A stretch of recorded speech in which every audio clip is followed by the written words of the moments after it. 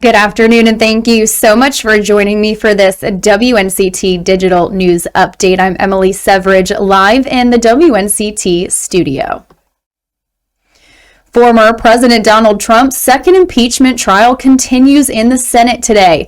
Yesterday, senators voted 56 to 44. That was, in fact, it was constitutional to try the former president on impeachment charges. The former president is being charged with one count of incitement of insurrection. Today, House managers will have 16 hours over 2 days to make their arguments, as will the defense. Each day's presentation will not exceed 8 hours. Following presentations from both sides, senators will be allowed equal time for questions and closing arguments. At the conclusion of closing arguments, and if requested, deliberation time for senators, the Senate will vote on the article of impeachment. If the Senate vote convicts, they will proceed to vote on whether former President Donald Trump, is qualified to further hold office. Keeping up with COVID-19 in our state, health officials announced Tuesday that half of the state's 65 and older population have been vaccinated. The state received 145,000 doses this week and are getting an additional 5% from the federal government. Dr. Mandy Cohen with the State Department of Health and Human Services says the most significant challenge is that there are just not enough vaccines available. The state is giving health systems and departments a baseline allocation each week based on population. Health officials are then giving more doses to areas that meet certain criteria. An emphasis is put on equity and underserved communities. More details will come hopefully later this week when those in the next group, which is essential workers, will have their turn at the vaccine. Well, I hope you got to soak up some of that beautiful, beautiful weather that was yesterday, because we can expect rain, and more rain over the next week. Storm Team 9 meteorologist Alex Wasilenko has that forecast for us. Happy Wednesday, everybody. I'm your Storm Team 9 meteorologist Alex Wasilenko, reporting from the WNCT studios in the Storm Team 9 Weather Center. We're still tracking a very active weather pattern across the southeast United States. Today, we'll see more clouds than sun likely, but peaks of sunshine are not out of the question. From those clouds, we'll eventually leak some isolated showers and sprinkles overnight into early Thursday morning as one disturbance works up the eastern seaboard and eventually out to sea. Keep in mind today, too, it's not going to be a warm day of weather like it was yesterday. Temperatures are only going to top out in the upper 40s to low 50s. By early Thursday morning, we'll be greeted by some early morning isolated showers and sprinkles again. That first batch of moisture will be pushing out to sea by the time you wake up Thursday morning. Thursday morning will feature those showers, clouds, and temperatures in the upper 30s to low 40s. As the afternoon wears on, we head into the lower to middle 50s as clouds continue to build and showers start to break out. But by the evening hours, yes, we'll catch a little break in the action during the midday hours on Thursday. But by the evening and overnight, do expect some moderate to heavy rainfall and steady rainfall at that.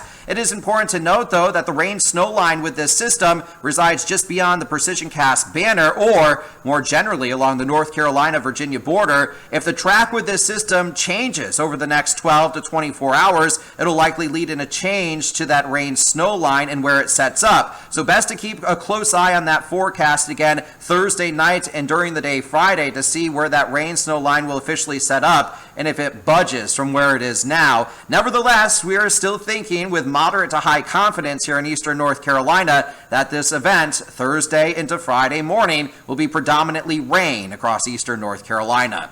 Download that free Storm Team 9 weather app to track all the latest changes in your forecast moving forward, and there are many of them, especially as we head into that Valentine's Day weekend. If you have any date night plans for Valentine's Day weekend, keep them indoors. It's going to be cold and unsettled. Saturday will feature a good chance of some scattered showers with temperatures in the mid-40s. We go for the upper 40s and a bit drier for Sunday on Valentine's Day. We'll call it partly to mostly cloudy with temperatures rising into the low 50s along the coast. But like a broken record, all aboard the rain train again next week. Monday and Tuesday will feature another system bringing more rainfall and some cool temperatures to boot. Make it a wonderful rest of your Wednesday and enjoy that crisp, fresh winter air. I'm your Storm Team 9 meteorologist, Alex Wasilenko.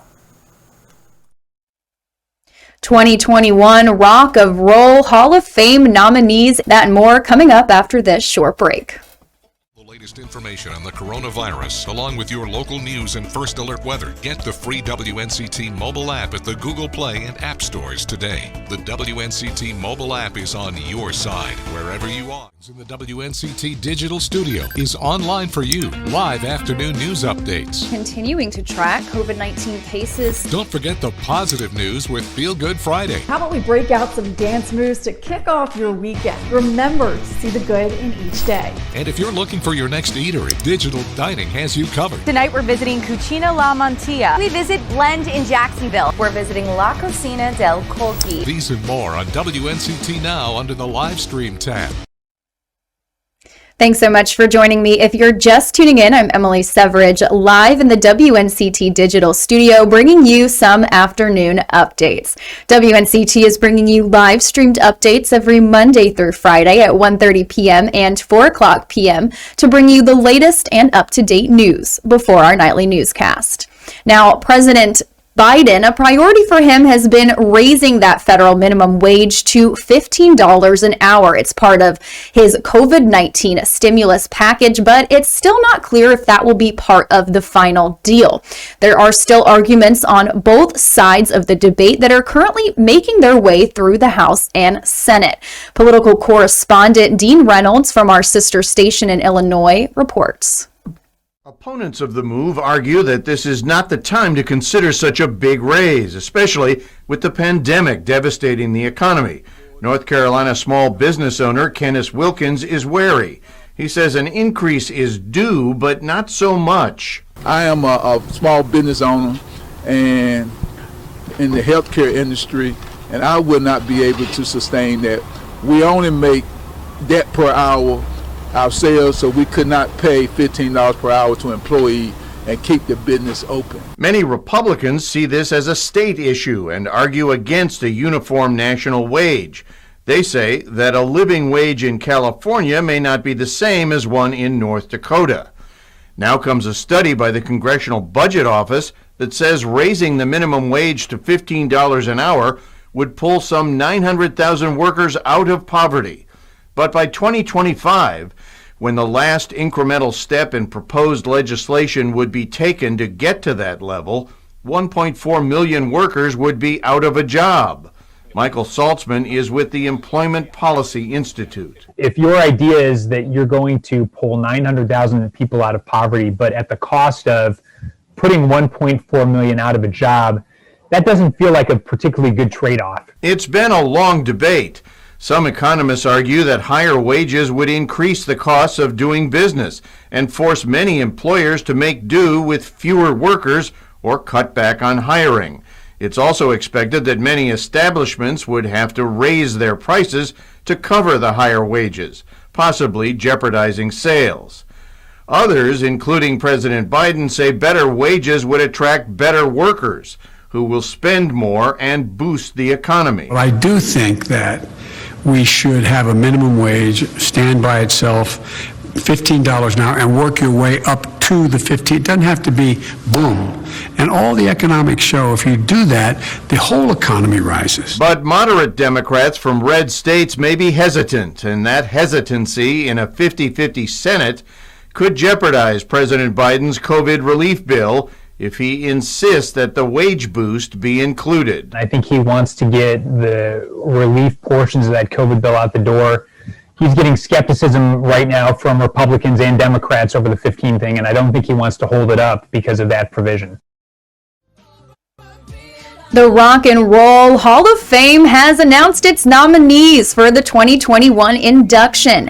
Inductees are chosen by nominee ballots that are sent to an international voting body of more than 1,000 artists, historians, and members of the music industry. Factors taken into consideration include musical influence, length, depth of career, body of work, innovation, style, and technique. 7 out of the 16 nominees this year are on there for the first time, including the Foo Fighters, the Go-Go's, Iron Maiden, Jay-Z, Carole King as a solo performer, Fela Kuti, and Dionne Warwick. The Rock and Roll Hall of Fame is also allowing fans to vote starting February 10th through April 30th. Inductees will be announced in May, and the induction ceremony is set to take place in Cleveland, Ohio in the fall. Governor Roy Cooper and his coronavirus task force will hold a press conference at 2 p.m. today. Governor Cooper is expected to announce a timeline for Group 3's vaccination plan. You can watch that news briefing in its entirety online at WNCT.com. I'll also have more about what was discussed in that conference coming up in our 4 o'clock evening update, so make sure to stay tuned for that. That's going to wrap up this WNCT Now digital news update. I'll be back again at 4 o'clock, like I said, with another update for you. Thanks so much for watching.